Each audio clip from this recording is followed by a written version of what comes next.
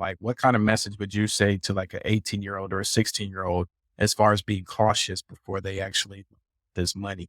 You know what I'm saying? Like, how would you go about that when they don't even understand anything about Yeah. finances?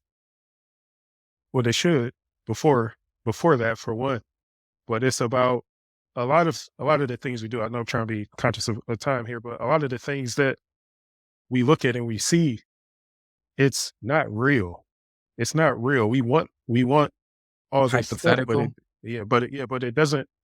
it doesn't really look like that or what. Like I can remember like when you buy a pair of nice shoes or you buy like something just nice, this material, but then you couldn't afford it. Like I've bought nice like material things or nice clothes, right?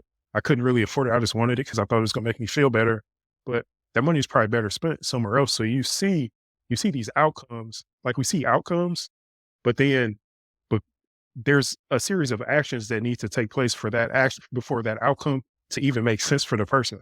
What happens is we just jump to the end result, and that's why we buy a lot of stuff that we can't really afford is because we want the end game, but really what's happened is the game really has just turned into we just gonna be leveled up, like levered with all this debt. That's really what it's turned into. So as far as a younger person, you have to ask yourself there's the way things work right now, it doesn't work.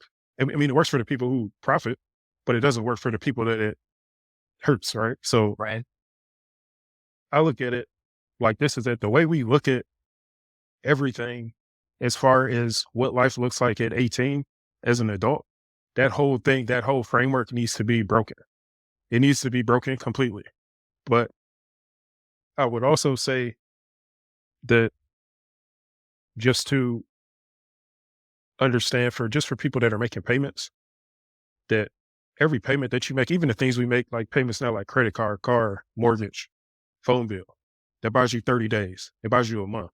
So every time you make a payment, like every time I make a payment on a loan or something or whatever payment I'm making, I know I got 30 days to go out there and kill it just so I can next month hopefully come back with enough resources to one day eventually just squash it and it's nothing. But you're really, when you're making those payments, you're buying time. It's not you're making a payment, you're buying time to take action. And that's what I really wanted to convey. And we go through, I know there's a lot of people right now, they're watching the news, they're depressed. Like they're going through like the 5 stages of grief, right? Like the 5 stages of grief. If you're not familiar, it's denial, anger, bargaining, depression, and acceptance. We need to go how I live my life, and what I think would be helpful for a lot of people is you go straight to acceptance. Because acceptance is what allows you to take action. That denial, bargaining, that back and forth, being depressed, that doesn't really do anything for you. Like the actions that you take and accepting kind of your fate is what empowers you to take action that actually will make change. And that's different if you go on the front lines, like in the like with the politicians and stuff, doing your thing, trying to get legislation and things move, right? But if you're just sitting on your couch, just waiting for other people, like you're not doing anything, you're just watching. So you're not gonna find me in DC trying to or talking to my representative.